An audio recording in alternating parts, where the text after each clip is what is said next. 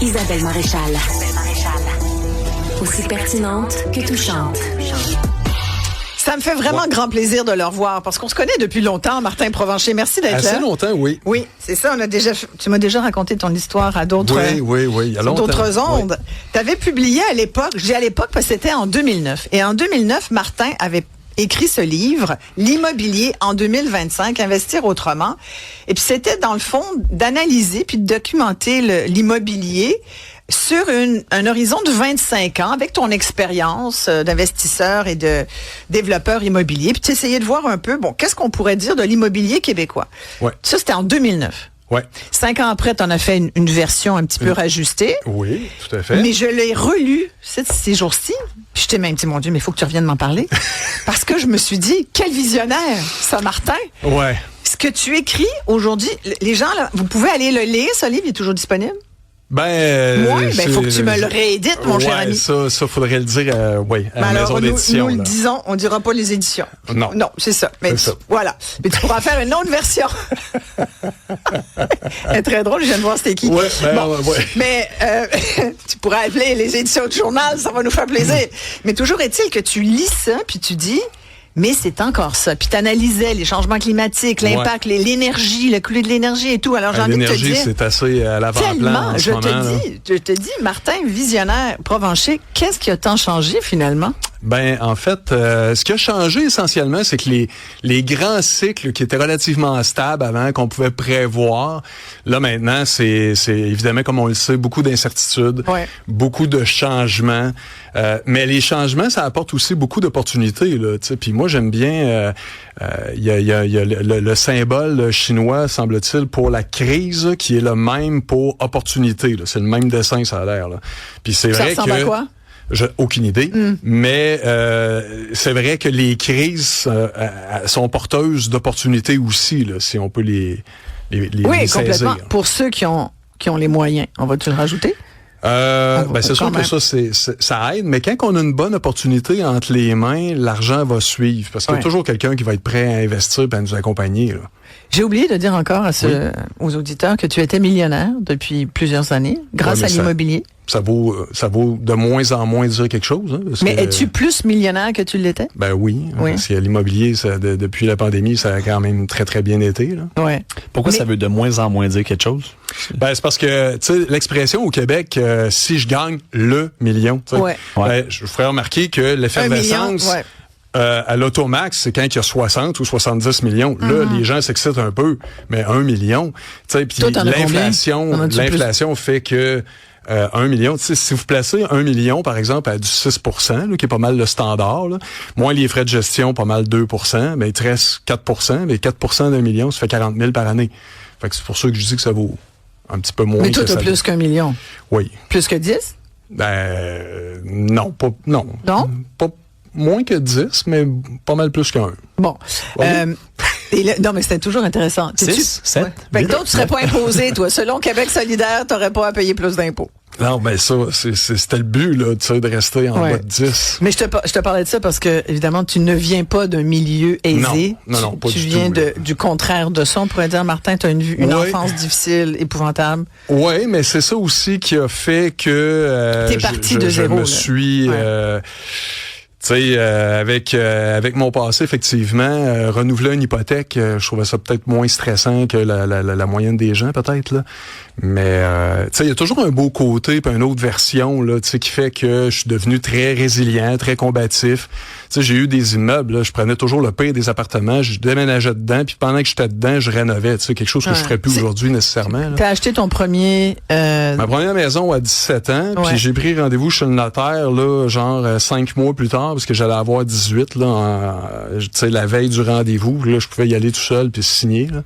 Mais sinon, il a fallu que mon tuteur endosse, signe, c'est-à-dire pour la promesse d'achat, parce que à 17 ans, on n'a légalement pas le droit. Là. On va juste faire une parenthèse, tu permets, parce que là, tu parles de tuteur, tu parles de... C'est que tu es un enfant... en famille d'accueil. Tu es en famille d'accueil, tu as eu énormément de violence de la part de ton père, que ton frère aîné a fini par jeter dehors, tu l'as plus jamais revu. Parce que là, non, c'est ça. Là, il est décédé maintenant. Là, mais... Et ta mère a été assassinée. Par un voisin là, qui avait un béguin, puis tu sais... Ça fait que c'était un crime passionnel, là. Ouais. T'avais 11 ans.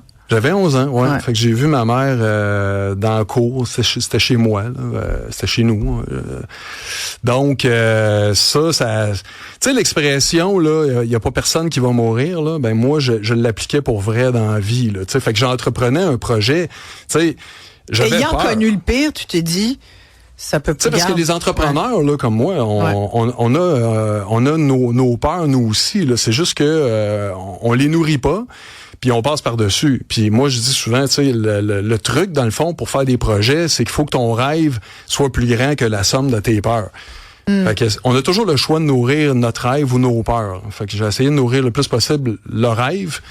Puis les peurs, ben c'est comme une plante que tu n'entretiens pas, là, elle finit par dessécher. Là. Fait que tu sais, sont plus petites. Et le fait d'avoir été en famille d'accueil, c'est ça qui t'a dit, gars, moi je vais me payer ma première maison. Oui, parce que j'ai changé de maison, de ville, d'école, tu sais, ben des fois, puis fait que moi, viscéralement, là, il fallait que avoir ma clé, ma maison, écoute, puis j'avais aucune idée comment ça fonctionnait, là, mais c'était ma motivation était très grande. Ouais. On peut dire ça comme ça. Ouais, on peut demander d'ailleurs aux auditeurs si eux aussi, ils ont cette motivation encore très grande ou s'ils ont perdu espoir d'accéder à la propriété. 1-877-827-2346, 187 Cube Radio. Là, 17 ans, ça, c'est très, très jeune. Ouais. Je veux dire, moi, j'ai 25. Il y en a beaucoup qui nous écoutent, qui sont dans la vingtaine, début trentaine. Ils veulent avoir cette fameuse première propriété-là. C'est quoi aujourd'hui, je sais que c'est différent, là. Je pense pas quelqu'un de 17 ans, à moins d'avoir un contexte particulier. Mais c'est pas nécessairement plus difficile aujourd'hui, là, selon moi. Parce qu'il y a un paquet de programmes qui existent aujourd'hui qui n'existaient pas à mon époque. Mais la différence, en fait, il y en a quelques-unes. D'abord, il y avait pas vraiment de dépenses. Parce que, tu sais, je regarde, moi, je suis le père de deux jeunes hommes, là.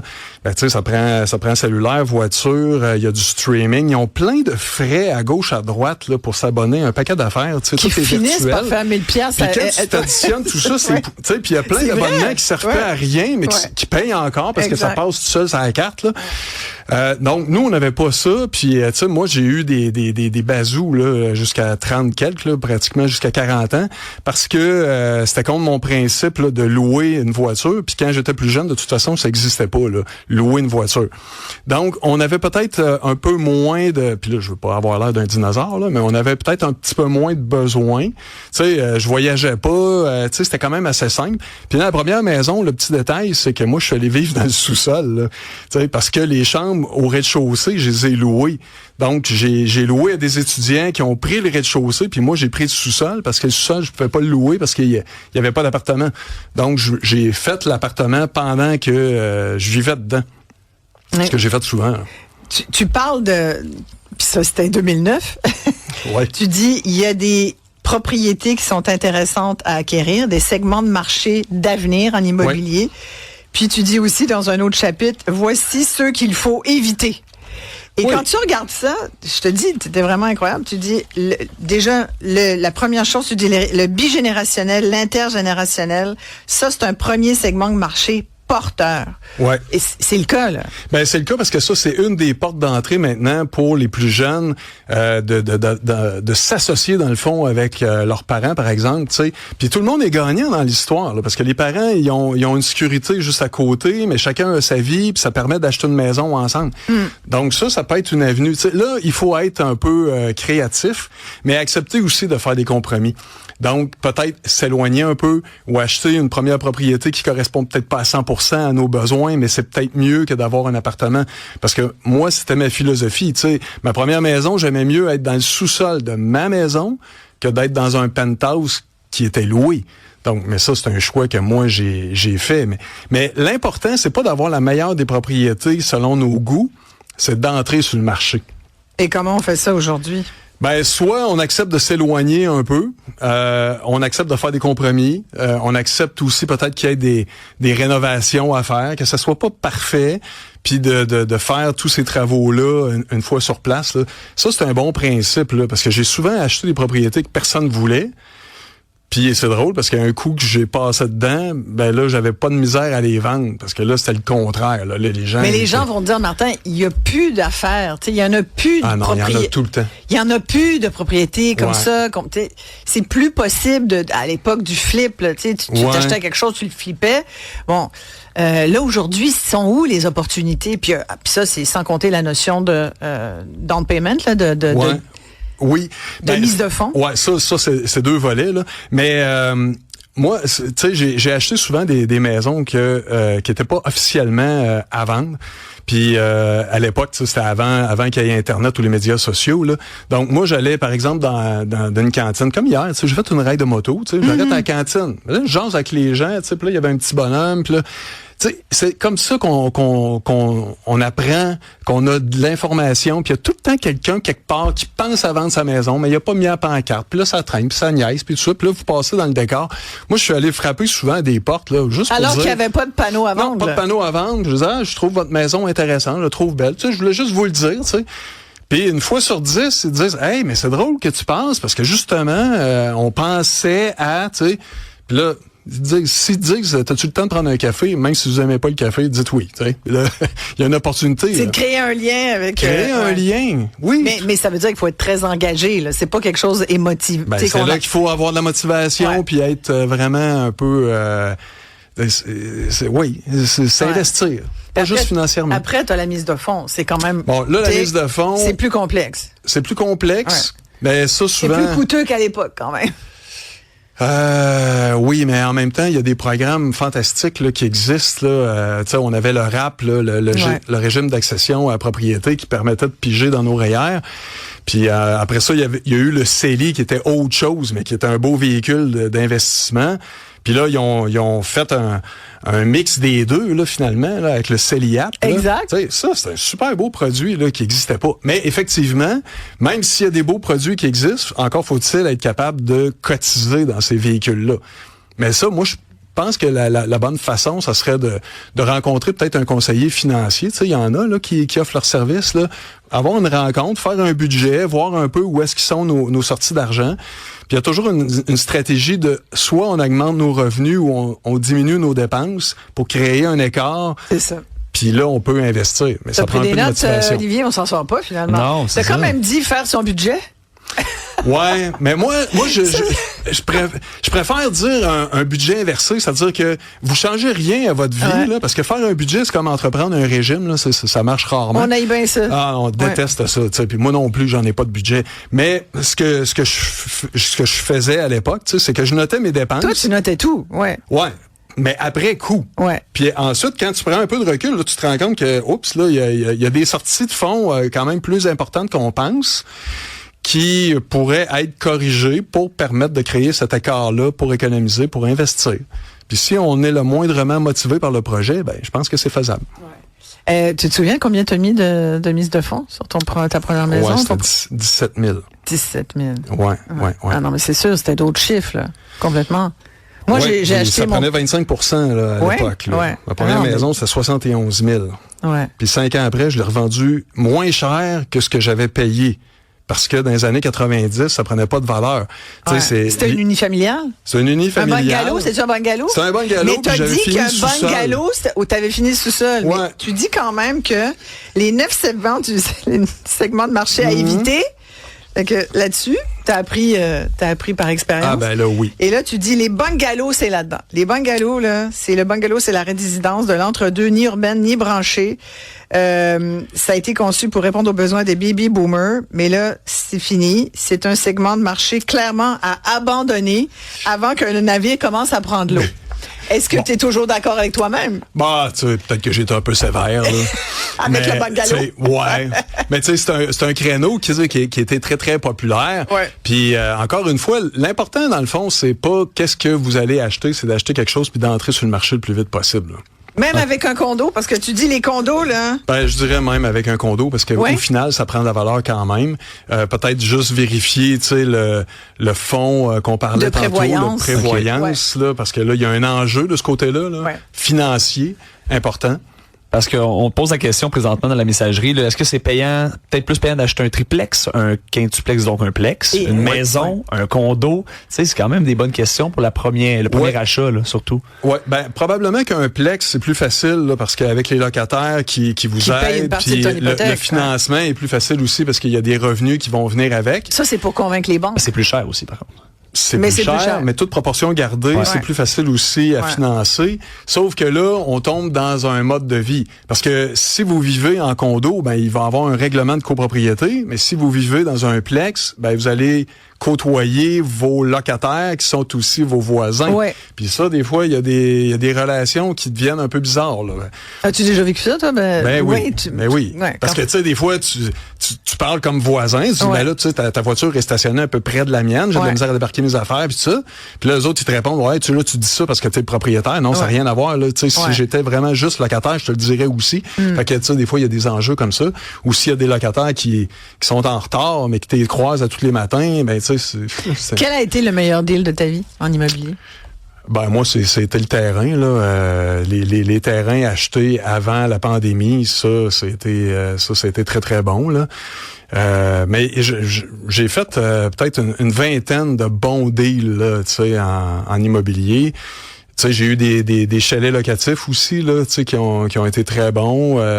J'ai eu plusieurs. Ça, le chalet locatif, non? Avec la nouvelle loi qui interdit les Airbnb. Ils ont comme tué ça dans l'œuf, non? Ouais, puis le financement est très, très, très difficile, très restrictif. Puis il y en a quand même beaucoup, tu sais. Fait que ça, c'est peut-être moins sexy actuellement. Mettons pour Olivier, là.